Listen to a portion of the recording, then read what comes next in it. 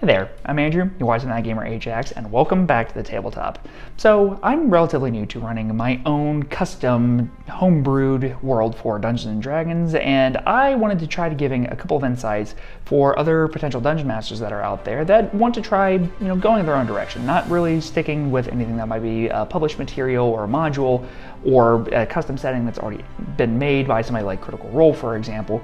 And coming from an amateur, I thought there are some helpful tips that I could give you that you might need when you are starting out.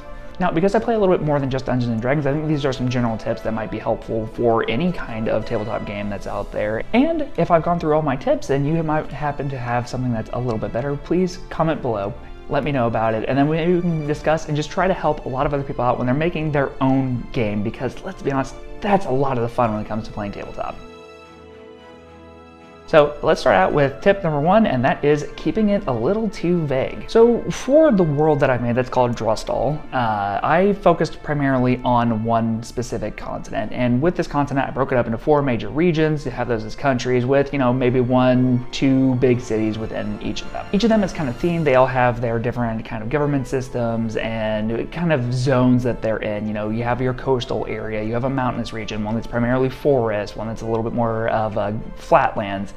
And while this is fine, it is functional, I'm having a lot of fun with the players that I'm running this game for, I have to say it's a little bit too vague and it's a little bit on the generic side. Sure, any kind of adventure could be held here, and that's great. And upon reflection, I think that this is something that I should have tried to flesh out a little bit more before I started going. I tend to be a little bit more of an improv style dungeon master. My notes are usually kind of fast and loose, but I think that if I had taken a little bit more time to kind of flesh out and make these countries feel distinct, make them more detailed, I think that it would probably help me with the overall tone and direction I'm trying to go for with my campaign. So tip number one, make sure that you have an idea of the direction that you want your campaign to go in as you're building out your world.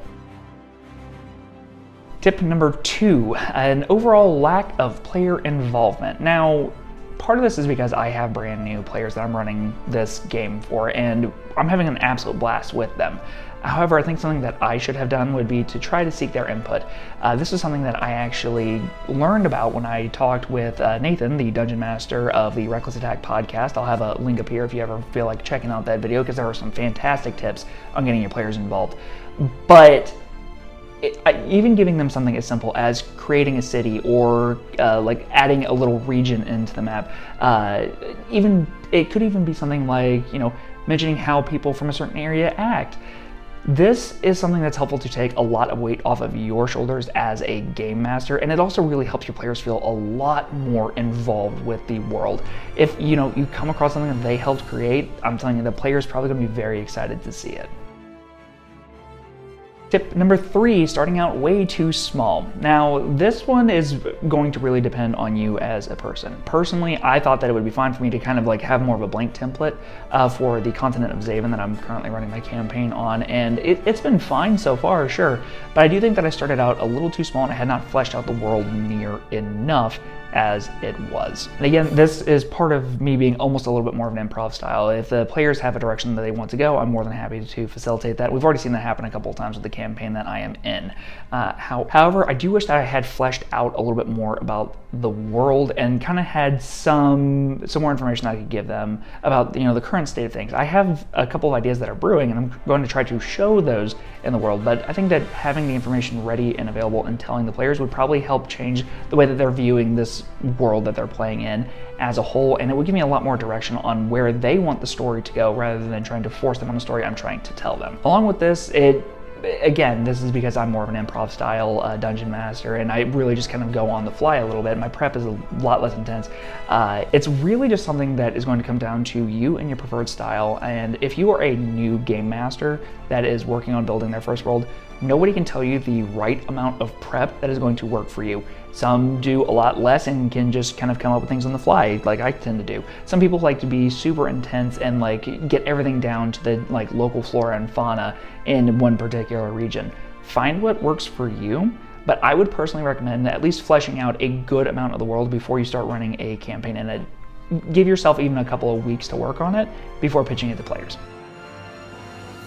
And last but not least, tip number 4, having better quests. Now, I have been having a lot of fun with my current campaign, but I have to say that it's a lot of kind of generic, escort this person here, go retrieve this thing, start looking for this object. And while this is fine for people that are brand new to the game, and it's a good way to introduce them to some of the kind of core loops of a game like Dungeons and Dragons, I do wish that I was doing an overall kind of better job on making interesting plot hooks and threads. And I think part of this could just be that I need to work on writing out quest lines well in advance. And would you look at that, consulting the Dungeon Master's Guide for D&D has actually been incredibly helpful for that. It's amazing what happens when you read that every once in a while. If you're going to be stuck for inspiration, check your Dungeon Master Guide if you're playing in D&D, and there are even just some custom tables that you can just roll a couple of dice on, and then that could actually be the framework if you are stuck and you need inspiration on how to make your quest move forward. Just remember, you don't have to be entirely original. There's no reason for you to try to rewrite the entire book, but you can put your own personal twist on an established kind of quest line, and you can borrow from popular media if you want to see something happen in that regard. Just remember that nobody can do what you're doing with your own custom world, even if it is something that is done before. You can always put your own personal stamp on it. So these are just a couple of quick tips that I would like to offer out as an amateur world builder. There's a lot more that I'm looking forward to doing with the world of Dristal, particularly with the continent of Zaven that I'm working with. I'm having a ton of fun building this out. I do think there's also some value that other amateur world builders can get from this video, and I really hope that these tips are helpful for you. Now, if there's something that I missed, please, again, comment, let me know about it. Offer the best tip that you can think of when it comes to making your own homebrew game. But if you like the video, please give it a thumbs up, and if you want to check and see what else is on the channel, maybe consider subscribing. But until next time, I'll see you in the next video. Bye-bye.